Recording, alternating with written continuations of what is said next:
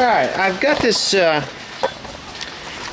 this case here all cleaned up. I use starting fluid because it's cheap as dirt, 99 cents a can. You can't hardly beat that, especially at the end of the season. They just want to get rid of it.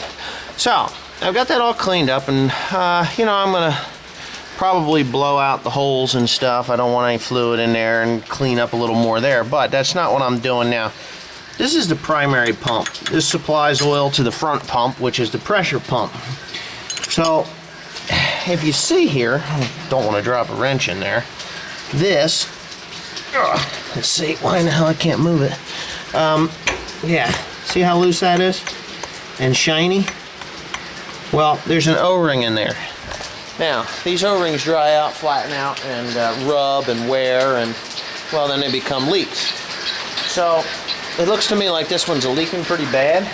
Just by the way that's all shiny there, it's been moving in and out. I mean, that's mirror finish there. And it's awful loose. So what I'm going to do is I'm going to take these 4 bolts out of that pump and off that housing there, and I'm going to pull the O-rings out of here and put some brand new ones in there. So when I get her all back together, I don't have leaks, and then, because this is a loader tractor, it'll suck air then. Or blow it. It sucks air is what it does. That's a siphon tube there on the one side. So it's sucking air. It's causing me problems because the loader doesn't want to work right. It's not fast. If I want to run anything off the hydraulics, it just doesn't work properly. So I'm going to pull that off of there and replace those O-rings, and we should be good to go. Okay, I got the manifold off of there. That's all it is. The pump is in there. The gears are in there. You can almost see them inside that hole in there. I'm not worried about that gasket. I'm just going to use form a gasket on there, and that'll be fine. But I am going to replace these O-rings because they are flat as flounders. Absolutely no good. So I'll take them over here with me. Should be easy enough. I'll get my kit. Yeah. Kind of a trip getting that out of there. But anyway, here's a problem I have. Right there.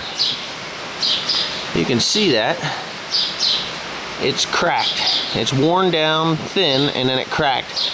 Well, what that's doing is causing a suction, which is causing air to go to the front pump, the pressure pump, and causing me to not have the proper pressure throughout the system when I'm lifting and steering and putting the brakes on, or running a hydraulic motor or anything else for that matter. So I went to braze it, and my welding tank over there. Well, anyway, I'm out of commission for the day till tomorrow. Somebody left my welding gas on. It wasn't me. I don't know who, whether it was Timothy or Corey, I'm not sure.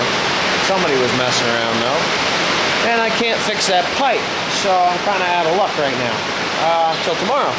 So, I guess that wraps it up for today. Thanks for watching. Well, I got my new oxygen and acetylene. Had to do that because somebody left my gas on instead of turning it off. I don't know who it was, but, pretty good idea.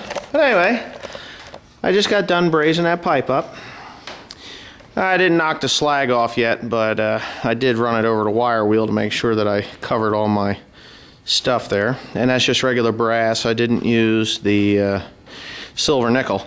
But anyway, so this thing's back and ready to go. I put in the new O-rings in here, into this body. As you can tell that it's, oh yeah buddy, all so tight.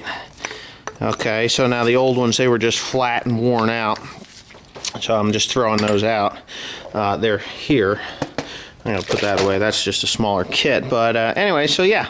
So that's done. I've got that part completed, and now I'm going to go put it back together. So what I have to do is get my silicone sealer and put on there so that it's not sucking any air.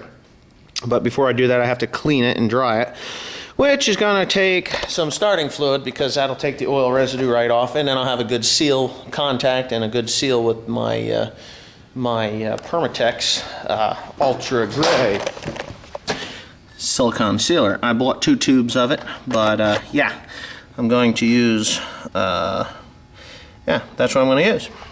That'll get her sealed up. So I'll get going on that job right now. All right, I got a nice coating of Permatex on there. You can use a lot of this stuff. Actually, I'd recommend you use a lot of it. Not super large amounts. It's just going to be on that braze. But anyways, I'm going to stick that together there, and I'll show you. I got to have both hands because you see this big long bolt here. That goes right on top of this differential. It's really a bastard to get in there. So it's going to take me a little bit to get my fingers and all these pipes aligned in where they belong. So I can't videotape it, but I sure will show you when I'm done. Okay. After a little bit of cursing and swearing and manipulating and playing around with this thing, I actually got the pump back in. Now these bolts, I should have showed them to you. They got little plastic inserts into them. They're kind of weird. Tractor kind of makes things a mess.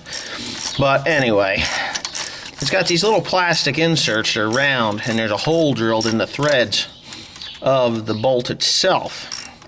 And what that does is makes the bolt kind of tight all the time. It's like Loctite without the Loctite. That way you can crank them down and you don't have to over torque them and bust this aluminum housing, because that would make life miserable. But as you can see, that silver or gray Permatex is just squeezing out of where the gasket would normally go. So you really don't want to over apply that stuff.